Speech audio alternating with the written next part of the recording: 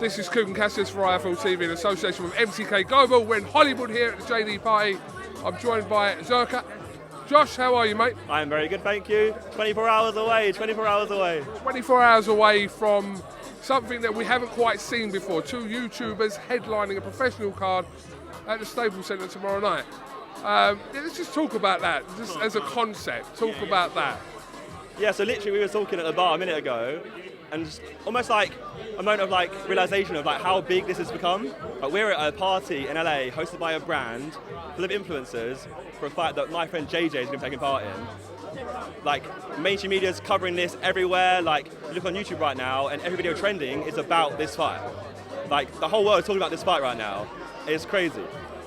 Do you know what? It kind of really dawned on me. Justin Bieber tweeted the other day he can't wait for this fight. Justin Bieber, arguably one of the top 5 most recognisable people in the world, is tweeting about what's going on in LA tomorrow night. That is that kind of on what scale that is insane. Yeah, like I say, it's literally incredible. It's the online digital world, and obviously Bieber is similar to my age myself. See, he understands the influencer world, one of the biggest people on Instagram. So he understands that well. He knows he's smart. He knows if I'm involved in this, I'm keeping my name big anyway, because see, people will always be a household name forever at this point.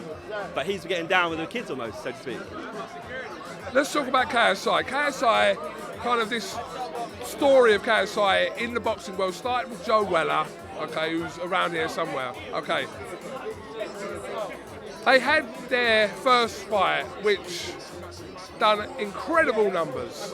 This is a different scale because for a start it's professional and there's more eyes on it. What I want to ask you is, if KSI doesn't beat Logan Paul on Saturday night, not what it means for KSI, but what does it mean for the Sidemen if KSI doesn't come through on Saturday night? This is something that me personally have tried to bring up many times in conversation, both with JJ or other guys, and it's like, we're not talking about it. Like, JJ's like, it won't happen, so why would we talk about it? There's no point. But I'm someone who's like, I have a plan B. What's the plan B? Like, I'm a business person. I need to understand what a plan B is. You need a contingency here. But so we can't talk about it, apparently. It doesn't exist. Apparently, it's not possible for him to lose. But obviously, I'm a realist. I feel like it's boxing. Anything can happen. You'll see it. Like, one mistake, anything can happen. You might get caught out of like a lucky punch anywhere. I don't think it matters too much. In my head, I feel like as long as it's not an embarrassing defeat, you can always bounce back. Whether it's Logan or JJ, everyone can bounce back. The internet will always give them the respect that they deserve because they've got in a ring in front of millions and have put their lives on the line. They don't need it, they don't need the money, they don't need the fame. I mean, obviously they're increasing, like they're getting more money, they're getting more fame, but they don't necessarily need it, they don't need to.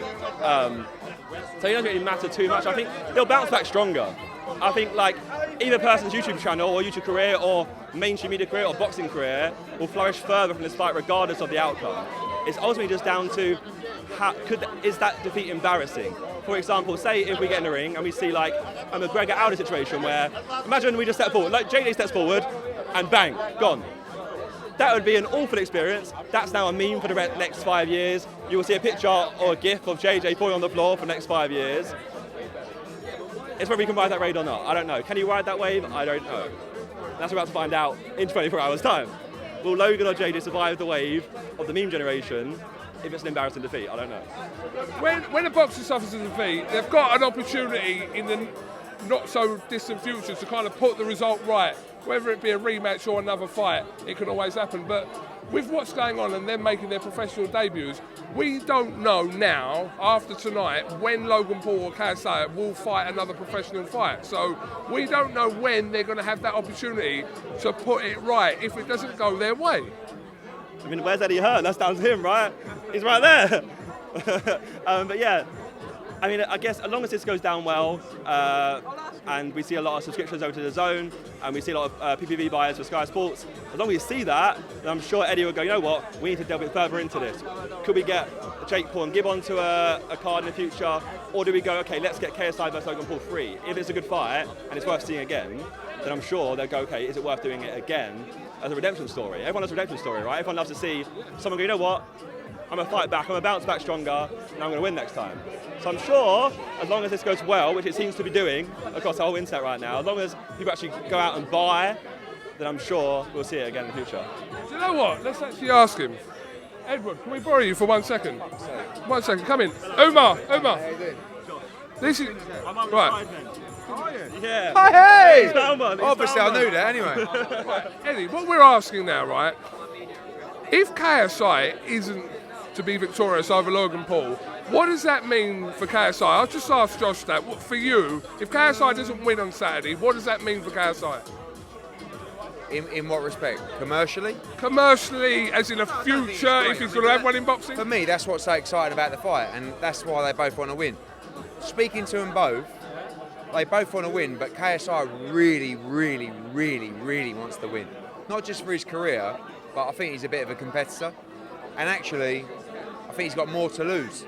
Because I'm new into this world, but how I see it is, Logan Paul was completely finished. He boxed KSI the first time.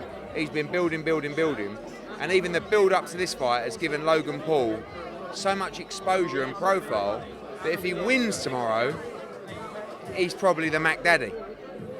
And I think KSI secretly knows that, and he's kind of protecting his throne to say, no, I ain't having you ruling this game. Maybe I'm wrong. Fair comment. I think it's interesting because you're an outside point of view. Yeah. I see it as JJ will always hold his following regardless, because obviously with the internet we don't just go to people based on who wins a fight. We go based on, they go to JJ for his content and what he does, so based of us lot and everything else. So I feel like his whole audience will still follow him regardless. It's just a case of getting over that hump. Yeah, but with all due respect, that's not great for the build-up for the fight. So okay, yeah, well, just say he's finished. Yeah, I mean, it will be. It's the internet. It's the internet. The internet. You've seen it yourself. Out, right? Yeah, for sure. Then we spoke about this. Yeah. So you see it yourself because you currently are one. I'm a walking meme. It's a good thing. It is a good thing. I promise you. I'll take your word for it. Okay. But yeah, like if it's an embarrassing defeat from any party, you will be a meme for the next 5 years. That will never leave you. And as Joe has said, that's followed him for the past 2 years. Even if it's not a meme, he didn't get like thrown to the floor. No matter what he tweets, he gets told, you lost JJ, you got knocked out by JJ. He can't do anything. He tries to like build further in his career and he's told, you lost JJ. So that will follow you forever, because obviously you have Logan's audience versus JJ's audience. There's two powerhouse audiences. It's almost like a war, ultimately. It's not just JJ versus Logan. I find it so fascinating that there's so many different genres of YouTubers. Like, so you put out your content. So the other day, my daughter, who's 10, is now watching this YouTube channel where they drop things on things.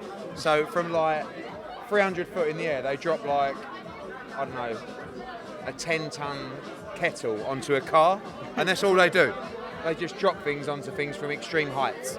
So what is your forte? I mean, so as a sideman, we just do random stuff. We do whatever we want to do. We have fun as a group of 7 friends. We all do challenges. We'll emulate game shows.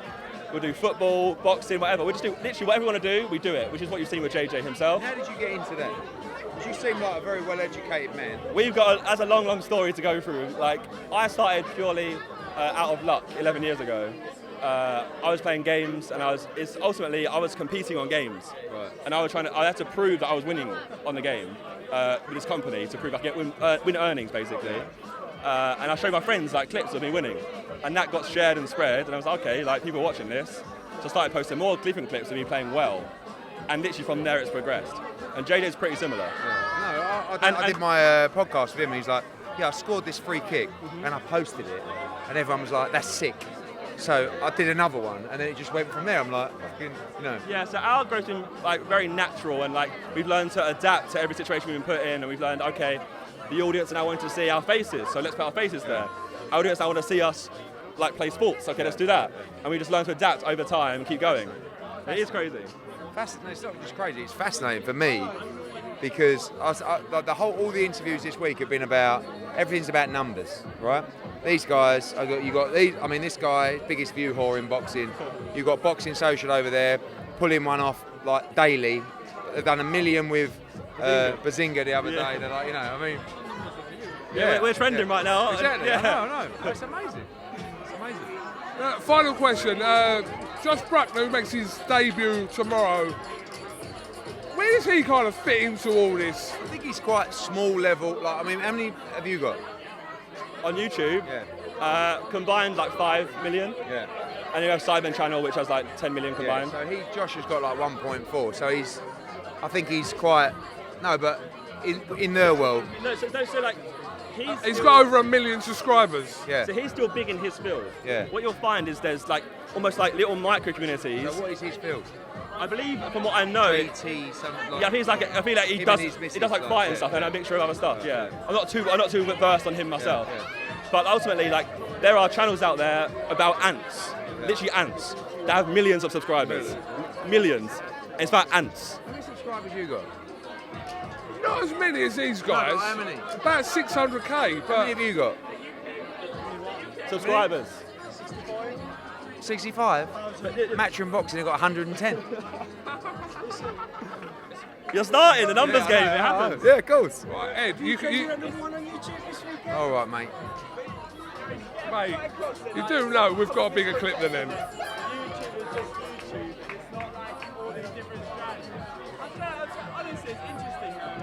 All right, well, listen, we're going to leave you to go. I've got one more question for him, but Ed, thanks, mate. Cheers. Smashed it, mate. Mate, you're a legend, mate, yeah?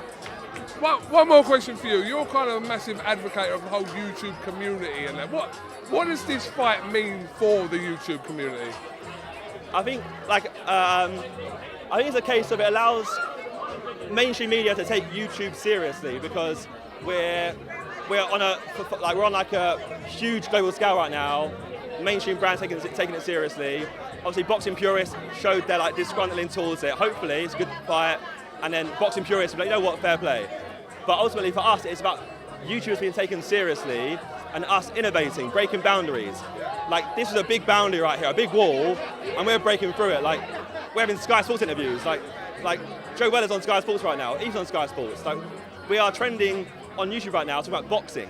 Is it from different news outlets that aren't just us posting it ourselves? So we're breaking that boundary down, and hopefully this fight goes well, and we'll see more fights in the future. We'll see more things like this, not just in boxing, in other fields. Who knows where it could be? But for us, ultimately, it's about innovating, breaking boundaries. I think this is a prime example of that. All right, just finally, I've had a few drinks, Josh, so I'm going to ask you straight, yeah? I want to be a sideman right now. Okay. What do I do? Is it like a Mason thing? What's going on? You can't. No one leaves, no one joins. Oh, really? Yeah, ultimately, as a sidemen, we are a business at this point, but we are genuinely 7 friends who have kind of grown through this together into adulthood, or in my case, a lot older than other guys, apparently. But yeah, we are true friends, and I think that's why we are successful, because people can look at us and go, okay, I have a friend group like that. I know someone who is very similar to Josh, I know someone who is very similar to JJ, and we're, relatable, so to speak. But because we are genuinely true friends, I think that translates quite well on camera, and I think that's the way it is. Fine, I'm going to start my own group then, Side People. I probably would go a different name. Side People. I'd go a different name. Yeah, different name. Yeah. I feel like I'm not going to go up against your lot, to be fair. I just feel like you would tarnish yourself from the get-go there. I mean, you could try it, why not? I'll stick to what I'm doing. Josh, I appreciate your time tonight. We look forward to a great night tomorrow at the Staples Centre. Everyone can have their opinion, but everyone will be watching. Yeah, buy it, get there. The Zone, Sky Sports, or come Staples Centre, please. Please come. Josh, thank you very much for your time. We'll speak to you soon. Thank you very much. God bless you.